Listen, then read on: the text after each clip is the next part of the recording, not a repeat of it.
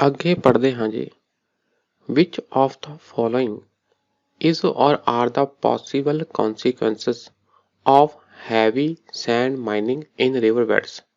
ਦੇਖੋ ਜੀ, ਨਦੀਆਂ ਦੇ ਕਿਨਾਰੇ ਕਿਨਾਰੇ, ਦਰਿਆਵਾਂ ਦੇ ਕੰਢੇ ਕੰਢੇ ਤੇ ਜੇ ਆਪਾਂ ਜ਼ਿਆਦਾ ਰੇਤਾ ਚੱਕ ਲਾਂਗੇ, ਜ਼ਿਆਦਾ ਸੈਂਡ ਮਾਈਨਿੰਗ ਕਰ ਲਵਾਂਗੇ ਤਾਂ ਉਹਦਾ ਕੀ ਪ੍ਰਭਾਵ ਹੋਵੇਗਾ।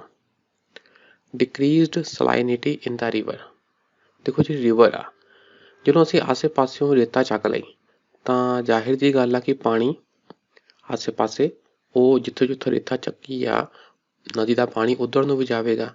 ਤਾਂ ਉਹਨਾਂ ਕੀ ਹੋਣਾ ਕਿ ਜਿਹੜੇ ਹੋਰ ਮਿੱਟੀ ਦੇ ਸਾਲਟ ਵਗੈਰਾ ਪਾਣੀ ਵਿੱਚ ਘੁਲ ਜਾਣਗੇ ਤਾਂ ਇਹਦੇ ਨਾਲ ਉਹਦੀ ਸਲਾਈਨਿਟੀ ਇਨਕਰੀਜ਼ ਕਰੇਗੀ, ਨਾ ਕਿ ਡਿਕਰੀਜ਼। ਰਿਵਰ ਦਾ ਪਾਣੀ ਜੋ ਕਿ ਪਹਿਲਾਂ ਸਾਫ਼ ਸੀ, ਹੁਣ ਉਹਦੇ ਵਿੱਚ ਲਵਣ ਜ਼ਿਆਦਾ ਘੁਲ ਜਾਣਗੇ। ਇਹ ਪੁਆਇੰਟ ਹੋ ਗਿਆ ਗਲਤ। ਪਹਿਲਾ ਗਲਤ ਹੋ ਗਿਆ ਤਾਂ ਆਨਸਰ ਤਾਂ ਵੈਸੇ ਹੀ ਆ ਗਿਆ, ਪਰ ਫਿਰ ਵੀ ਆਪਾਂ ਪੜ੍ਹ ਲਈਏ। ਪੋਲਿਊਸ਼ਨ ਆਫ ਗਰਾਊਂਡ ਵਾਟਰ, ਇਹ ਤਾਂ ਗੱਲ ਹੈ ਜੀ। ਜੇ ਤੁਸੀਂ, ਕਿਉਂਕਿ ਜਿਹੜੀ ਰੇਤ ਆ ਉਹ ਛਾਨਣੇ ਦਾ ਕੰਮ ਕਰਦੀ ਆ, ਜੇ ਤੁਸੀਂ ਰੇਤ ਹੀ ਕੱਢਤੀ ਉੱਪਰੋਂ ਤਾਂ ਫਿਰ ਉੱਪਰ ਵਾਲਾ ਪਾਣੀ ਗਰਾਊਂਡ ਵਾਟਰ 'ਚ ਡਾਇਰੈਕਟ ਮਿਕਸ ਹੋ ਜਾਏਗਾ ਅਤੇ ਪੋਲਿਊਸ਼ਨ ਹੋ ਜਾਏਗਾ। ਦੂਜਾ ਤਾਂ ਸਹੀ ਹੈ ਜੀ, ਜੇ ਤੁਹਾਨੂੰ ਨਹੀਂ ਵੀ ਪਤਾ ਤਾਂ ਦੂਜਾ ਸਹੀ ਹੈ। ਇਹਦਾ ਮਤਲਬ ਬੀ ਅਤੇ ਡੀ ਵਿੱਚ ਆਨਸਰ ਆ। ਠੀਕ, ਆਨਸਰ ਜੀ ਬੀ ਆ ਜਾਂਦਾ ਇਸ ਹਿਸਾਬ ਨਾਲ, ਦੂਜਾ ਅਤੇ ਤੀਜਾ ਸਹੀ ਆ। ਠੀਕ, ਪਹਿਲੇ ਪੁਆਇੰਟ ਤੋਂ ਹੀ ਆਨਸਰ ਆ ਗਿਆ, ਦੂਜਾ ਅਤੇ ਤੀਜਾ ਸਹੀ ਆ। ਦੇਖ ਲੈਂਦੇ ਆਹ ਪੁਆਇੰਟ ਵੀ। Lowering of the water table. Lowering of the water table, ਇਹ ਗੱਲ ਹੈ ਜੀ। ਜਦੋਂ ਤੁਸੀਂ ਆਸੇ ਪਾਸਿਓਂ ਰੇਤਾ ਚੱਕਤੀ ਤਾਂ ਪਾਣੀ ਇੱਧਰ ਉੱਧਰ ਹੋਰ ਫੈਲਿਆ ਤਾਂ ਗਰਾਊਂਡ ਵਾਟਰ ਵਿੱਚ ਘੱਟ ਗਿਆ ਅਤੇ ਇਸ ਕਰਕੇ ਵਾਟਰ ਟੇਬਲ ਵੀ ਥੱਲੇ ਚਲਾ ਜਾਏਗਾ। ਆਨਸਰ ਆ ਜੀ ਬੀ, ਦੂਜਾ ਅਤੇ ਤੀਜਾ ਸਹੀ ਆ। Which of the following statements best describes carbon fertilization. Carbon fertilization ਵੀ ਕਾਰਬਨ ਨਾਲ ਅਸੀਂ ਫਰਟੀਲਾਈਜੇਸ਼ਨ ਕੀਤੀ। ਸਿੰਪਲੀ ਆ ਜੀ, ਇਹ ਆ ਜੀ, ਜੇ ਆਪਾਂ ਐਟਮੋਸਫੇਅਰ ਵਿੱਚ ਕਾਰਬਨ ਡਾਈਆਕਸਾਈਡ ਇਨਕਰੀਜ਼ ਕਰਦੇ ਹਾਂ ਅਤੇ ਪੌਦਿਆਂ ਨੂੰ ਫੋਟੋਸਿੰਥੈਸਿਸ ਲਈ ਵੀ ਕਾਰਬਨ ਡਾਈਆਕਸਾਈਡ ਜ਼ਿਆਦਾ ਮਿਲ ਗਈ ਤਾਂ ਉਹਨਾਂ ਦੀ ਗਰੋਥ ਵੀ ਜ਼ਿਆਦਾ ਹੋਏਗੀ। Increased plant growth due to increased concentration of carbon dioxide in the atmosphere, ਇਹਨੂੰ ਕਹਿੰਦੇ ਜੀ carbon fertilization. Consider the following statements. ਦੇਖ ਲਓ ਜੀ, earth's magnetic field has reversed every few 100,000 years। ਇਹ ਗੱਲ ਸਹੀ ਹੈ ਜੀ, ਅਰਥ ਦੀ ਮੈਗਨੈਟਿਕ ਫੀਲਡ ਰਿਵਰਸ ਹੁੰਦੀ ਆ ਐਵਰੀ ਫਿਊ 100,000 years। ਹਾਂ, ਡਾਟਾ ਕਾਫੀ ਹੈ ਜੀ। ਇਹ ਇੰਨੇ ਟਾਈਮ ਪੀਰੀਅਡ 'ਚ ਮੈਗਨੈਟਿਕ ਫੀਲਡ ਰਿਵਰਸ ਹੋ ਜਾਂਦੀ ਆ। ਅਰਥ ਦੀ ਮੈਗਨੈਟਿਕ ਨਾਰਥ ਸਾਊਥ ਵਿੱਚ ਬਦਲ ਜਾਂਦੀ ਆ, ਸਾਊਥ ਵਾਲਾ ਨਾਰਥ ਵਿੱਚ ਹੋ ਜਾਂਦਾ ਜੀ। ਮੈਗਨੈਟਿਕ ਫੀਲਡ ਰਿਵਰਸ ਹੁੰਦੀ ਆ। When the earth was created more than 4,000 million years ago, there was 54% oxygen and no carbon dioxide। No carbon dioxide, ਜ਼ਿਆਦਾਤਰ ਆਕਸੀਜਨ ਸੀ। ਨਹੀਂ ਜੀ, ਜੇ ਤੁਸੀਂ ਥੋੜ੍ਹਾ ਵੀ ਐਵੋਲਿਊਸ਼ਨ ਬਾਰੇ ਪੜ੍ਹੋਗੇ ਤੁਸੀਂ ਪਾਓਗੇ ਕਿ ਅਰਥ ਦਾ ਜਿਹੜਾ ਐਟਮੋਸਫੇਅਰ ਸੀ ਨਾ, ਉਹਦੇ ਵਿੱਚ ਕੀ ਸੀਗਾ, ਕਾਰਬਨ ਡਾਈਆਕਸਾਈਡ ਜ਼ਿਆਦਾ ਸੀ। ਫਿਰ ਪੇੜ ਪੌਦੇ ਜਦੋਂ ਇੱਥੇ ਉੱਗੇ ਧਰਤੀ 'ਤੇ ਤਾਂ ਉਹਨਾਂ ਨੇ ਇਹ ਕਾਰਬਨ ਡਾਈਆਕਸਾਈਡ ਲਈ ਫੋਟੋਸਿੰਥੈਸਿਸ ਕੀਤਾ ਅਤੇ ਆਕਸੀਜਨ ਦਾ ਨਿਰਮਾਣ ਕੀਤਾ।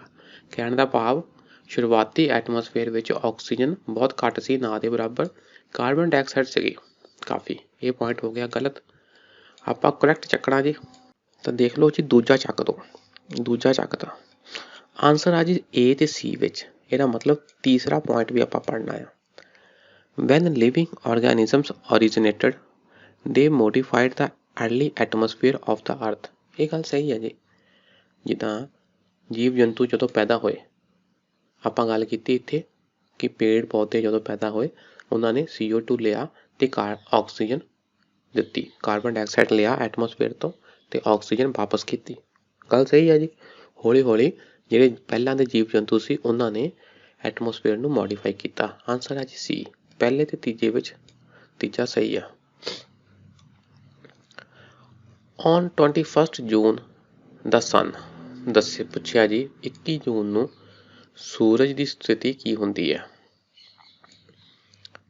Does not set below the horizon at the Arctic Circle. Does not set below the horizon at Antarctic Circle. ਆਪਾਂ ਨਾ ਇਹਨੂੰ ਪਹਿਲਾਂ ਫੋਟੋ ਦੇਖੀਏ ਫਿਰ ਤੁਹਾਨੂੰ ਪਤਾ ਲੱਗਣਾ। ਆ ਦੇਖੋ ਸੂਰਜ ਆ ਤੇ ਉਹਦੇ ਦੁਆਲੇ ਧਰਤੀ ਘੁੰਮਦੀ ਆ, ਠੀਕ ਹੈ। ਤੇ ਆ ਦੇਖੋ 21 ਮਾਰਚ, ਫਿਰ ਜੂਨ 22, 21-22 ਜੂਨ, ਫਿਰ ਸਤੰਬਰ 23, ਫਿਰ ਦਸੰਬਰ 22 ਤੇ ਇਹ 4 ਸਿਚੁਏਸ਼ਨਾਂ ਹੋ ਗਈਆਂ ਜੀ, ਠੀਕ। ਧਰਤੀ ਦੀਆਂ ਮੇਨ 4 ਹੋ ਗਈਆਂ। ਜਦੋਂ ਤਾਂ ਹੈ ਜੀ ਆ ਦੇਖੋ ਸਤੰਬਰ 23 ਤਾਂ ਸੂਰਜ ਦੀ ਕਿਰਨਾਂ ਆ ਪੂਰੇ ਅੱਧੇ ਹਿੱਸੇ ਤੇ ਸਿੱਧੀਆਂ ਪਈਆਂ, ਠੀਕ ਹੈ ਜੀ, ਓਕੇ। ਜਦੋਂ ਹੈ ਮਾਰਚ 21, ਉਸ ਨਾਲ ਵੀ ਇੱਧਰਲੇ ਪਾਸੇ ਹਨੇਰਾ ਆ ਤੇ ਦੂਜੇ ਪਾਸੇ ਪੂਰੇ ਦਾ ਪੂਰਾ ਚਾਨਣਾ, ਠੀਕ ਹੈ ਜੀ। ਆ ਦੇਖੋ ਜਰਾ ਅਰਥ ਦੀ ਟਿਲਟ ਦੇ ਕਾਰਨ, ਕਿਉਂਕਿ ਥੋੜਾ ਜਿਹਾ ਇਹ ਕੀ ਆ ਸਿੱਧੀ ਨਹੀਂ ਘੁੰਮਦੀ, ਥੋੜੀ ਜਿਹੀ ਅਰਥ ਝੁਕੀ ਹੋਈ ਆ। ਜਦੋਂ ਤੋਂ 22 ਜੂਨ ਆਉਂਦਾ, 22 ਜੂਨ ਦੇ ਦੌਰਾਨ ਇਸ ਏਰੀਏ ਦੇ ਆ ਜਿਹੜਾ ਆਰਕਟਿਕ ਸਰਕਲ ਆ, ਆਰਕਟਿਕ ਸਰਕਲ ਤੇ ਕੀ ਆ ਰੌਸ਼ਨੀ ਸਿੱਧੀ ਪੈਂਦੀ ਆ। ਇਹ ਪੂਰੇ ਦਾ ਪੂਰਾ ਏਰੀਆ ਕੀ ਆ, ਇਸ ਏਰੀਏ ਵਿੱਚ ਸੂਰਜ ਛਿਪਦਾ ਨਹੀਂ, ਠੀਕ ਹੈ ਜੀ। ਤਾਂ ਆ ਜਿਹੜਾ ਸਾਊਥ ਵਾਲਾ ਇੱਥੇ ਪੂਰੀ ਦੀ ਪੂਰੀ ਰਾਤ ਰਹਿੰਦੀ ਆ। ਅੱਛਾ ਜੀ, ਹੁਣ ਜਦੋਂ ਧਰਤੀ ਇੱਥੇ ਪਹੁੰਚੀ ਉਸ ਵੇਲੇ ਜਿਹੜਾ ਉੱਤਰ ਵਾਲਾ ਏਰੀਆ ਆ, ਉੱਤਰੀ ਧਰੁਵ ਆ, ਉਹਦਾ 23.5 ਡਿਗਰੀ ਤੱਕ, ਆਲਮੋਸਟ 23.5 ਡਿਗਰੀ ਤੱਕ ਹਨੇਰੇ 'ਚ ਰਹਿੰਦਾ ਆ ਤੇ ਦੱਖਣੀ ਧਰੁਵ ਵਿੱਚ ਪੂਰੀ ਦੀ ਪੂਰੀ ਰੌਸ਼ਨੀ ਰਹਿੰਦੀ ਆ। ਧਰਤੀ ਦੀ ਟਿਲਟ ਕਰਕੇ ਇਸ ਤਰ੍ਹਾਂ ਹੁੰਦਾ। ਇਹਦਾ ਮਤਲਬ ਕੀ ਪੁੱਛਿਆ ਸਾਨੂੰ, 21-22 ਜੂਨ ਦੀ ਗੱਲ ਹੋ ਰਹੀ ਹੈ ਨਾ। ਆ ਦੇਖੋ ਉਸ ਵੇਲੇ ਆ ਜਿਹੜਾ ਉੱਤਰੀ ਧਰੁਵ ਆ ਨਾ, ਉੱਤਰੀ ਧਰੁਵ ਦੇ 23.5 ਡਿਗਰੀ ਤੱਕ ਪੂਰੀ ਦੀ ਪੂਰੀ ਸੂਰਜ ਦੀ ਰੌਸ਼ਨੀ ਪੈਂਦੀ ਹੈ। ਚਾਹੇ ਧਰਤੀ 24 ਘੰਟੇ ਪੂਰਾ ਚੱਕਰ ਕੱਟ ਲੈਂਦੀ ਹੈ ਧੁਰੇ ਦੇ ਦੁਆਲੇ, ਪਰ ਰਾਤ ਨਹੀਂ ਪੈਂਦੀ, ਸੂਰਜ ਛਿਪਦਾ ਨਹੀਂ। ਇਸ ਕਰਕੇ ਆਨਸਰ ਕਿਹੜਾ ਹੋ ਗਿਆ, does not set below the horizon at the arctic circle। North ਵਾਲੇ ਸਰਕਲ ਨੂੰ ਕੀ ਕਹਿੰਦੇ ਆ, ਆਰਕਟਿਕ ਸਰਕਲ। ਆਹ ਵਾਲੇ ਸਰਕਲ ਨੂੰ ਕੀ ਕਹਿੰਦੇ ਆ, ਆਰਕਟਿਕ ਸਰਕਲ। ਤੇ ਆਹ ਵਾਲੇ ਸਰਕਲ ਨੂੰ ਕੀ ਕਹਿੰਦੇ 23.5 ਡਿਗਰੀ, ਇਹਨੂੰ ਕਹਿੰਦੇ ਆ ਅੰਟਾਰਕਟਿਕ ਸਰਕਲ। ਤਾਂ ਇਹ ਆਨਸਰ ਹੋ ਗਿਆ ਜੀ, ਠੀਕ ਹੈ ਜੀ। ਆਹ ਕੰਸੈਪਟ ਸਮਝ ਲੈਣਾ, ਕਿਉਂਕਿ ਧਰਤੀ ਥੋੜੀ ਝੁਕੀ ਹੋਈ ਹੈ। ਜਦੋਂ ਉਹ ਸੂਰਜ ਦੇ ਦੁਆਲੇ ਘੁੰਮਦੀ ਆ ਤਾਂ ਕਿੰਨਾ ਹਿੱਸਾ ਕਿੱਥੇ ਕਿੱਥੇ ਰੌਸ਼ਨੀ ਗ੍ਰਹਿਣ ਕਰਦਾ, ਇਹ ਤੁਹਾਨੂੰ ਪਤਾ ਹੋਣਾ ਚਾਹੀਦਾ ਜੀ। Which of the following statements are correct about the deposits of methane hydrate? Methane hydrate, ਦੇਖੋ ਜੀ ਇਹ ਬੜੀ ਗੱਲ ਆ ਰਹੀ ਆ ਕਿ ਜਿੱਥੇ ਠੰਡੇ ਏਰੀਏ ਨਾ ਧਰੁਬਾਂ ਲਾਗੇ ਸਮੁੰਦਰ ਦੀ ਸਤਹ ਦੇ ਥੱਲੇ, ਉੱਥੇ ਨਾ ਇੱਦਾਂ ਬਹੁਤ ਹੀ ਠੰਡੇ ਏਰੀਏ ਵਿੱਚ ਮਿਥੇਨ ਦੇ ਹਾਈਡਰੇਟ ਪਾਏ ਗਏ ਆ। ਆਪਾਂ ਥੋੜ੍ਹਾ ਇਹਨਾਂ ਬਾਰੇ ਪੜ੍ਹ ਲਈਏ ਵੀ ਕੀ ਹੁੰਦੇ ਆ। ਬੇਸਿਕਲੀ ਸਾਡਾ ਕੰਸਰਨ ਹੈਗਾ ਮਿਥੇਨ ਤੇ, ਕਿ ਮਿਥੇਨ ਸਾਨੂੰ ਕੀ ਆ, ਇੱਕ ਗੈਸ ਮਿਲੇਗੀ ਜਿਸ ਨਾਲ ਸਾਡੇ ਐਨਰਜੀ ਦੀ, ਈਂਧਨ ਦੀ ਖਪਤ ਹੋਏਗੀ, ਸਾਨੂੰ ਈਂਧਨ ਦੀ ਸਾਡੀ ਜ਼ਰੂਰਤ ਪੂਰੀ ਹੋਏਗੀ। ਪੜ੍ਹ ਲੈਂਦੇ ਥੋੜ੍ਹਾ ਜਿਹਾ ਇਹ ਮਿਥੇਨ, ਇਹਨੂੰ ਕਲੈਥਰੇਟ ਵੀ ਕਹਿੰਦੇ ਆ, ਇਹਨੂੰ ਮਿਥੇਨ ਹਾਈਡਰੇਟ ਵੀ ਕਹਿੰਦੇ ਆ, ਇਹਨੂੰ ਹਾਈਡਰੋਮਿਥੇਨ ਵੀ ਕਹਿੰਦੇ ਆ, ਇਹਨੂੰ ਮਿਥੇਨ ਆਈਸ ਵੀ ਕਹਿੰਦੇ ਆ, ਇਹਨੂੰ ਫਾਇਰ ਆਈਸ ਵੀ ਕਹਿੰਦੇ ਆ, ਇਹਨੂੰ ਨੈਚੁਰਲ ਗੈਸ ਹਾਈਡਰੇਟ ਵੀ ਕਹਿੰਦੇ ਆ, ਇਹਨੂੰ ਸਿੰਪਲੀ ਗੈਸ ਹਾਈਡਰੇਟ ਵੀ ਕਹਿੰਦੇ ਆ। ਕੀ ਹੁੰਦੇ ਆ ਜੀ ਇਹ ਜੇ ਸੋਲਿਡ ਕਲੈਥਰੇਟ ਕੰਪਾਊਂਡ। ਹੁਣ ਕਲੈਥਰੇਟ ਕੀ ਹੁੰਦੇ ਆ, ਕਲੈਥਰੇਟ ਇੱਕ ਪ੍ਰਕਾਰ ਦੇ ਕੰਪਾਊਂਡ ਹੁੰਦੇ ਆ ਜਿਹਦੇ ਵਿੱਚ molecules of one component are physically trapped within the crystal structure of another, ਠੀਕ ਹੈ ਨਾ। ਇੱਕ ਕੰਪਾਊਂਡ ਦੂਸਰੇ ਕੰਪਾਊਂਡ ਦੇ ਅੰਦਰ ਕੀ ਆ, ਟਰੈਪ ਹੁੰਦਾ ਜੀ, ਬਾਹਰ ਉਹਦੇ ਇੱਕ ਕੀ ਕਹਿ ਸਕਦੇ ਆਪਾਂ ਕੈਦ ਹੁੰਦੀ ਆ, ਉਹ ਕੈਦ ਹੁੰਦਾ ਇੱਕ ਦੂਸਰੇ ਕੰਪਾਊਂਡ ਦੇ ਅੰਦਰ। ਹੁਣ ਆਪਾਂ ਇੱਥੋਂ ਸਮਝ ਸਕਦੇ ਹਾਂ ਕਿ ਮਿਥੇਨ ਕਲੈਟਰੇਟ ਕੀ ਹੋਊਗਾ, ਬਰਫ਼ ਦੇ ਵਿੱਚ ਕੈਦ ਹੋਇਆ ਹੋਊਗਾ, ਬਾਹਰ ਕੀ ਆ ਆਈਸ ਆ। ਮਿਥੇਨ ਕਲੈਟਰੇਟ ਕੀ ਹੁੰਦਾ, ਇਹਦੇ ਵਿੱਚ a large amount of methane is trapped within a crystal structure of water forming a solid similar to ice। ਬਾਹਰ ਕੀ ਆ ਪਾਣੀ, ਜੰਮਿਆ ਹੋਇਆ ਪਾਣੀ, ਉਹਨੂੰ ਕਹਿੰਦੇ ਆਈਸ ਆ ਨਾ। ਤੇ ਆਈਸ ਵਿੱਚ ਟਰੈਪ ਆ ਕੀ ਮਿਥੇਨ। ਆਪਾਂ ਏਦਾਂ ਹਿਸਾਬ ਲਾ ਲਈਏ ਕਿ ਗੱਭੇ ਹੈ ਮਿਥੇਨ, ਕਿੰਨੀ ਮਿਥੇਨ, ਠੀਕ ਹੈ ਜੀ, ਤੇ ਆਲੇ ਦੁਆਲੇ ਕੀ ਆ ਉਹਦੇ ਜੰਮਿਆ ਹੋਇਆ ਪਾਣੀ, ਆਈਸ ਆ ਜੀ, ਇਹਨੂੰ ਕਹਿੰਦੇ ਕਲੈਥਰੇਟ, ਠੀਕ ਹੈ ਜੀ। ਮਤਲਬ ਕਿ ਬਰਫ਼ਾਂ ਵਿੱਚ ਮਿਥੇਨ ਜੰਮੀ ਹੋਈ ਆ, ਉਹਨੂੰ ਕਹਿੰਦੇ methane ਕਲੈਥਰੇਟ। originally thought to occur only in the outer region of the solar system।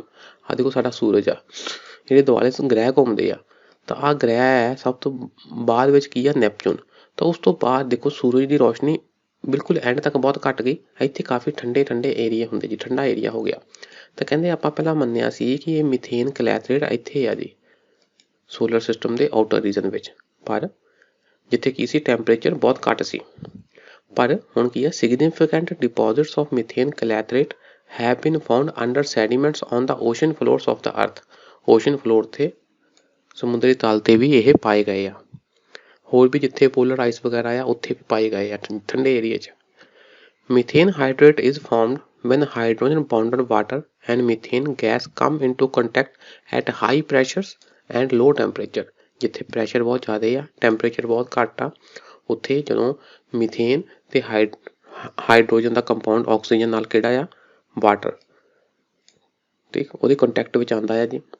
Temperature ਬਹੁਤ ਠੰਡਾ ਆ, ਪ੍ਰੈਸ਼ਰ ਬਹੁਤ ਜ਼ਿਆਦਾ ਆ, ਉਸ ਵੇਲੇ ਮਿਥੇਨ ਕਲੈਥਰੇਟ ਬਣ ਜਾਂਦਾ। ਮਿਥੇਨ ਕਿਹਦੇ ਸੰਪਰਕ ਵਿੱਚ ਆਉਂਦਾ ਆ, ਪਾਣੀ ਦੇ, ਠੀਕ। ਤੇ ਹੁਣ ਦੇਖੋ ਜੀ ਆਨਸਰ ਕੀ ਆ ਸਾਡਾ, ਪਹਿਲਾਂ ਪੜ੍ਹ ਲਈਏ ਆਪਸ਼ਨ ਕੀ ਆ, ਥੋੜਾ ਪੜ੍ਹ ਲਈਏ। Large amounts of methane are frozen in Arctic tundra soils and in marine sediments including gas hydrates। ਠੰਡੇ ਏਰੀਏ ਵਿੱਚ ਇਹ ਪਾਏ ਗਏ ਆ।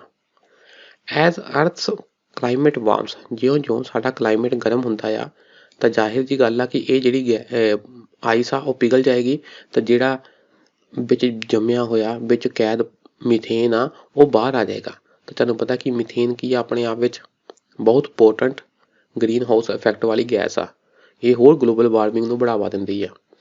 That methane is vulnerable to possible release into the atmosphere।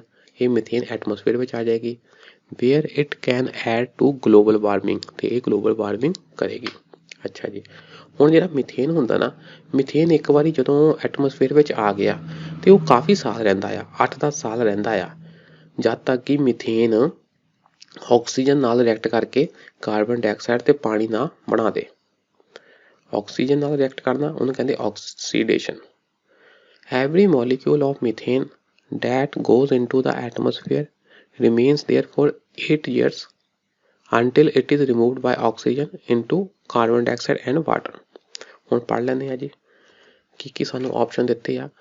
Global warming might trigger the release of methane gas from these deposits। ਇਹ ਗੱਲ ਸਹੀ ਹੈ, ਜਦੋਂ ਗਲੋਬਲ ਵਾਰਮਿੰਗ ਆਈ, ਗਰਮੀ ਆਈ, ਬਰਫ਼ ਪਿਘਲ ਗਈ, ਤਾਂ ਮਿਥੇਨ ਰਿਲੀਜ਼ ਹੋ ਜਾਣੀ ਆ, ਕਿੱਥੇ ਆ ਜਾਣੀ ਆ, ਐਟਮੋਸਫੇਅਰ ਵਿੱਚ। ਪਹਿਲਾ ਪੁਆਇੰਟ ਸਹੀ ਹੈ ਜੀ, ਕਰੈਕਟ ਆਨਸਰ ਚੱਕਣਾ, ਆਹ ਖਤਮ ਕਰ ਦਿਓ।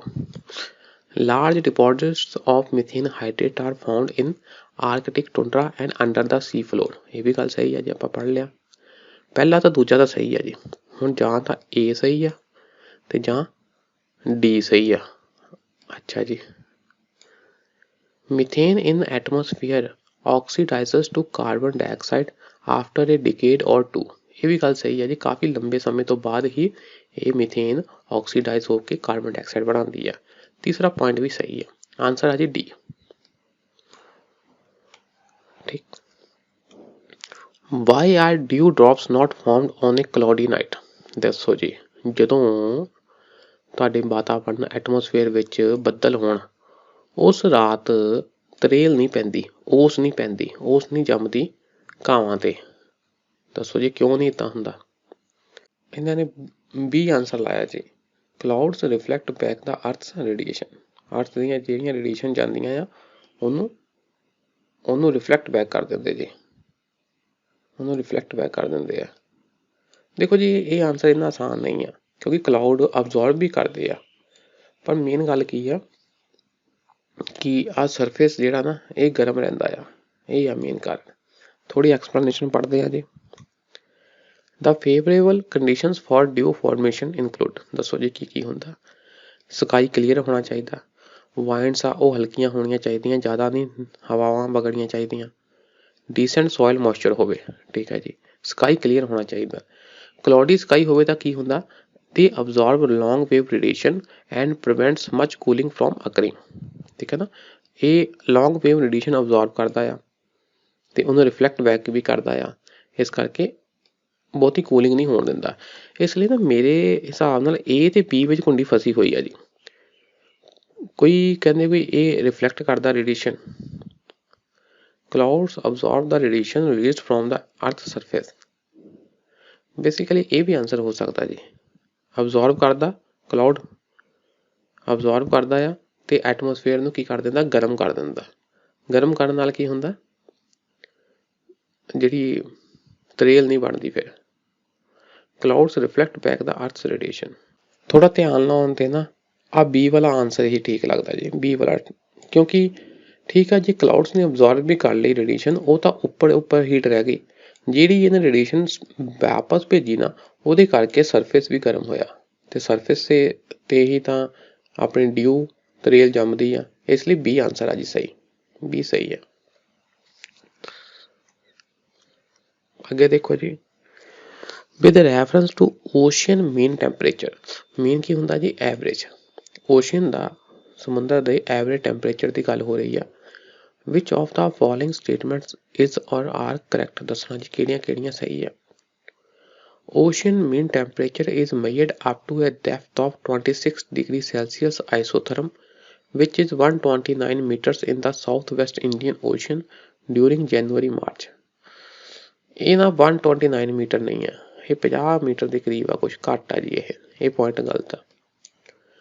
Ocean mean temperature collected during January-March can be used in assessing whether the amount of rainfall in monsoon will be less or more than a certain long-term mean।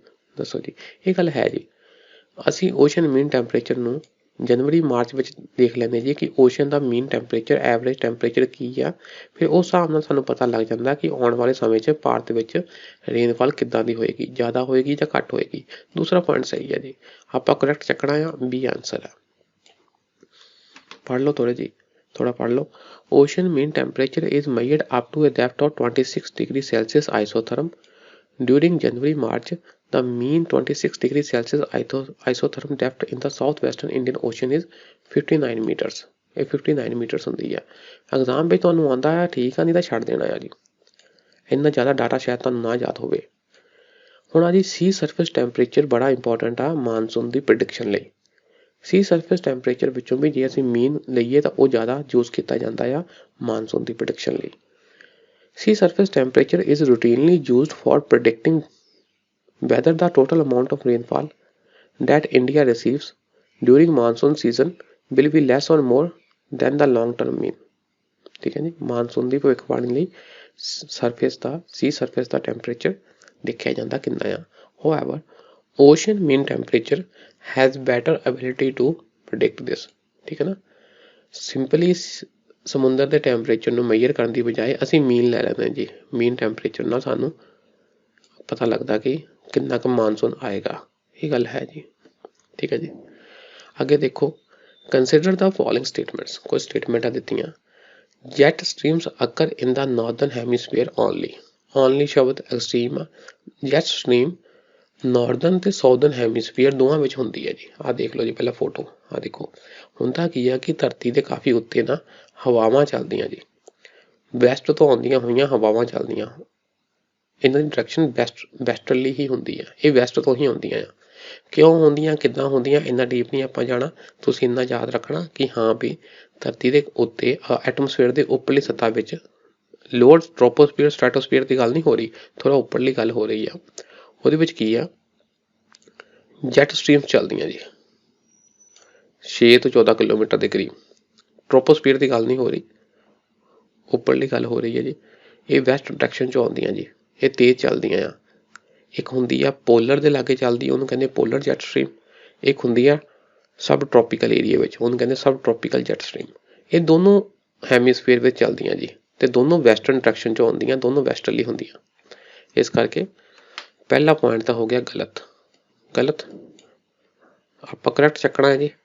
ਪਹਿਲਾ ਗਲਤ, ਦੂਜਾ ਭਾਵੇਂ ਸਕਿਪ ਕਰ ਦਿਓ, ਤੀਜੇ ਵਿੱਚ ਕੁੰਡੀ ਫਸ ਗਈ। ਓਨਲੀ ਸਮ ਸਾਈਕਲੋਨਸ ਡਿਵੈਲਪ ਐਨ ਆਈ। ਠੀਕ ਹੈ ਜੀ, ਇਹ ਚਲੋ ਦੂਜਾ ਤਾਂ ਠੀਕ ਹੀ ਆ। ਕਿਸੇ ਸਾਈਕਲੋਨ ਦੇ ਵਿੱਚ ਆਈ ਹੁੰਦੀ ਹੈ ਜੀ।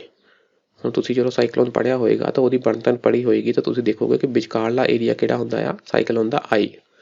The temperature inside the eye of a cyclone is nearly 10 degrees Celsius less than that of the surrounding। ਦੱਸੋ ਜੀ, ਸਰਾਊਂਡਿੰਗ ਨਾਲੋਂ ਟੈਂਪਰੇਚਰ ਘੱਟ ਹੁੰਦਾ ਆ ਕਿ ਜ਼ਿਆਦਾ ਹੁੰਦਾ ਆ? ਇਹ ਲੈਸਰ ਨਹੀਂ ਹੁੰਦਾ ਜੀ, ਮੋਰ ਹੁੰਦਾ ਆ। ਆਈ ਵਿੱਚ ਟੈਂਪਰੇਚਰ ਮੋਰ ਹੁੰਦਾ ਆ, ਠੀਕ ਹੈ ਜੀ। ਇਸ ਲਈ ਸੀ ਆਂਸਰ ਆ ਜੀ, ਤੀਸਰਾ ਨਹੀਂ ਹੈ। ਤੀਸਰਾ ਵੀ ਗਲਤ ਹੋ ਗਿਆ। ਦੇਖੋ, jet streams are high altitude westerly wind system. Jet stream ਕੀ ਆ? ਉਚਾਈ ਤੇ, ਕਾਫੀ ਉਚਾਈ ਤੇ ਵੈਸਟ ਡਾਇਰੈਕਸ਼ਨ ਤੋਂ ਆਉਣ ਵਾਲੀਆਂ ਹਵਾਵਾਂ ਹੁੰਦੀਆਂ। Blows at a height of 6 to 14 kilometre, 6 ਤੋਂ 14 ਕਿਲੋਮੀਟਰ ਦੇ ਕਰੀਬ ਹਾਈਟ ਤੇ ਇਹ ਵਗਦੀਆਂ। With very high speed up to 450 kilometre per hour, 450 kilometre ਪ੍ਰਤੀ ਘੰਟੇ ਦੀ ਰਫ਼ਤਾਰ ਨਾਲ ਵੀ ਵਗਦੀਆਂ। ਕਾਫੀ ਸਪੀਡ ਹੁੰਦੀ ਇਹਨਾਂ ਦੀ। ਇਨ ਵੇਵੀ ਫਾਰਮ, ਆ ਦੇਖੋ ਸਿੱਧੀਆਂ ਨਹੀਂ ਹੈਗੀਆਂ, ਵੇਵ ਫਾਰਮ ਆ, ਉੱਪਰ ਥੱਲੇ ਐ ਹੁੰਦੀਆਂ। ਐਟ ਬੋਥ ਹੈਮੀਸਫੀਅਰ, ਉੱਤਰ ਵਾਲੇ ਵਿੱਚ ਵੀ ਤੇ ਦੱਖਣ ਵਾਲੇ ਵਿੱਚ ਵੀ ਇਹ ਵਗਦੀਆਂ। Jet streams are relatively narrow bands of strong wind in the upper level of the atmosphere, ਠੀਕ ਹੈ ਜੀ। The winds blow from west to east in jet stream, but the flow often shift to the north and south। ਇਹ ਗੱਲ ਹੈ ਜੀ। ਜਿੱਦਾਂ ਹੁਣ ਇੱਥੇ ਦੱਸੀ ਗਈ ਆ ਪੋਲਰ ਸਟ੍ਰੀਮ, ਜੈਟ ਸਟ੍ਰੀਮ, ਤਾਂ ਜਿਉਂ ਜਿੱਦਾਂ ਹੁਣ ਧਰਤੀ ਜਿੱਦਾਂ ਆਪਾਂ ਚੱਕਰ ਕੱਟਦੀ ਆ, ਤੇ ਇਹ ਜਿਹੜੀ ਕਦੀ ਥੋੜਾ ਉੱਤੇ ਨੂੰ ਚਲ ਜਾਂਦੀਆਂ ਜੀ ਇਹ ਬੈਲਟਾਂ, ਕਦੀ ਥੋੜਾ ਥੱਲੇ ਨੂੰ ਵੀ ਆ ਜਾਂਦੀਆਂ। ਇਹ ਸ਼ਿਫਟ ਹੁੰਦੀਆਂ ਜੀ, ਮਤਲਬ ਨਾਰਥ ਤੇ ਸਾਊਥ ਵੱਲ ਨੂੰ ਸ਼ਿਫਟ ਹੁੰਦੀਆਂ। The centre of cyclone is called eye, ਠੀਕ ਹੈ ਜੀ। ਦ ਆਈ ਇਜ਼ ਏ ਕਾਮ ਰੀਜਨ। ਇਹ ਪੁੱਛਿਆ ਜਾ ਸਕਦਾ ਕਿ ਜਿੱਥੇ ਸੈਂਟਰ ਹੁੰਦਾ ਸਾਈਕਲੋਨ ਦਾ, ਜਿਹਨੂੰ ਆਈ ਕਹਿੰਦੇ ਆ, ਕਿ ਉੱਥੇ ਬਹੁਤ ਜ਼ੋਰਦਾਰ ਮੀਂਹ ਪੈਂਦਾ? ਨਹੀਂ, ਇੱਥੇ ਜ਼ੋਰਦਾਰ ਮੀਂਹ ਨਹੀਂ ਪੈਂਦਾ, ਇਹ ਕਾਮ ਰੀਜਨ ਹੁੰਦਾ। ਵਿਦ ਨੋ ਰੇਨਫਾਲ, ਰੇਨਫਾਲ ਤਾਂ ਹੁੰਦੀ ਨਹੀਂ। ਐਂਡ ਐਕਸਪੀਰੀਅੰਸਸ ਹਾਈ ਟੈਂਪਰੇਚਰ, ਟੈਂਪਰੇਚਰ ਬਹੁਤ ਜ਼ਿਆਦਾ ਹੁੰਦਾ। ਐਂਡ ਲੋਐਸਟ ਪ੍ਰੈਸ਼ਰ, ਠੀਕ ਹੈ ਜੀ, ਪ੍ਰੈਸ਼ਰ ਬਹੁਤ ਘੱਟ ਹੁੰਦਾ ਵਿਦ ਇਨ ਦਾ ਸਾਈਕਲੋਨਿਕ ਸਿਸਟਮ, ਠੀਕ ਹੈ ਨਾ। ਟੈਂਪਰੇਚਰ ਕੀ ਹੁੰਦਾ? ਘੱਟ ਹੁੰਦਾ ਜੀ।